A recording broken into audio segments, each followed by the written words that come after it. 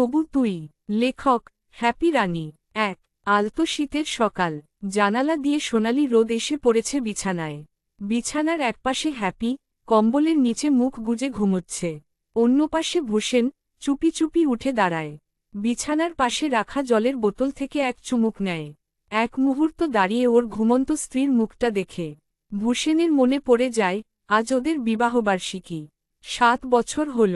নেহাত দিনলিপির হিসেবে দেখলে সময় কিছুটা দীর্ঘ বটে, কিন্তু হ্যাপির সঙ্গে কাটানো এই 7 বছর যেন এক সজীব নদীর মতন, কখনো শান্ত, কখনো উত্তাল, তবু বহমান।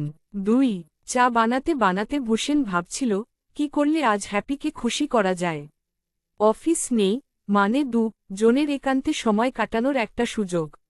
হ্যাপি ঘুম ভেঙে আসে রান্নাঘরের সামনে। তুই চা করছিস? তোর জন্য। ভূষেণ হাসে।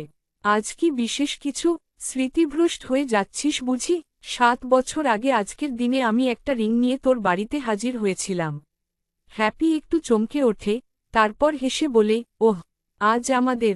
আমিই ভুলে গেছি রে। জানি, তাই তো নিজেই চা করে দিচ্ছি। ভূষেণ ঠাট্টা করে। হ্যাপি এসে ভূষেণের হাত ধরে। তোর মতো কেউ এতদিন আমায় সহ্য করত? ভূষেণ উত্তর দেয় না, শুধু হ্যাপির চোখে চোখ রাখে। চোখের ভেতর 7টা বছর একসাথে ভেসে ওঠে। 3 চল, আজ একটু ঘুরে আসি, হ্যাপি বলল। ঘুরতে যাবি? হ্যাঁ, একটু দূরে, যেখানে আমরা প্রথমবার একসাথে বেড়াতে গিয়েছিলাম। সেই পুরনো জায়গা। ওরা বেরিয়ে পড়ে। গন্তব্য একটা ছোট্ট পাহাড়ি গ্রাম, যেখানে একসময় একটা শুটিং দেখতে গিয়ে ওদের দেখা হয়েছিল।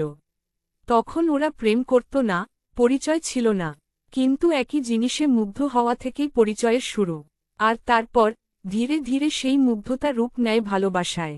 গাড়ির জানালা দিয়ে হাওয়া এসে হ্যাপির চুল উড়িয়ে দেয়। ভূষেণ মাঝে মাঝে তাকায় ওর দিকে। এই মুখটাই তো 7 বছর ধরে ওর সব ক্লান্তি ভাসিয়ে দিয়েছে। 4 পাহাড়ি পথে পৌঁছে ওরা হাঁটতে শুরু করে। একটা গাছের নিচে গিয়ে বসে। পায়ে পায়ে সময় গড়িয়ে যায়।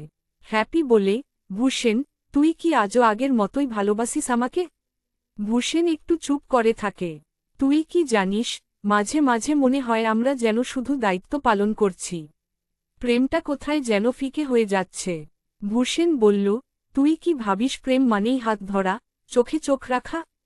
হ্যাপি মাথা নাড়ল। ভূষেণ বলল, তোর ঘুমন্ত মুখের পাশে আমি যখন জেগে বসে থাকি, যখন তোর জন্য কফি বানাই, যখন তুই রেগে গেলেও চুপ করে রয়ে যাই, এসবই তো প্রেম। হয়তো তা খুব নীরব, কিন্তু গভীর। হ্যাপির চোখে জল এসে যায়। আমি তো এসব বুঝতেই পারি না, মাঝে মাঝে কেমন যেন অকারণে রেগে যাই।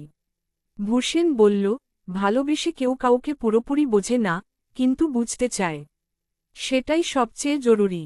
5 সন্ধে নামে। ওরা ফিরতে শুরু করে।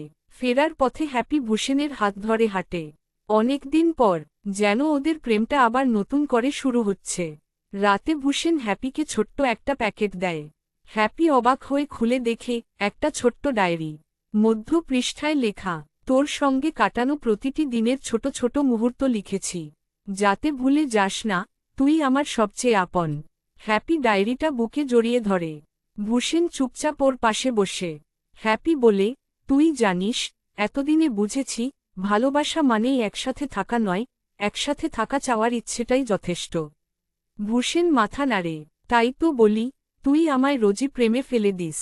তবু তুই শেষ।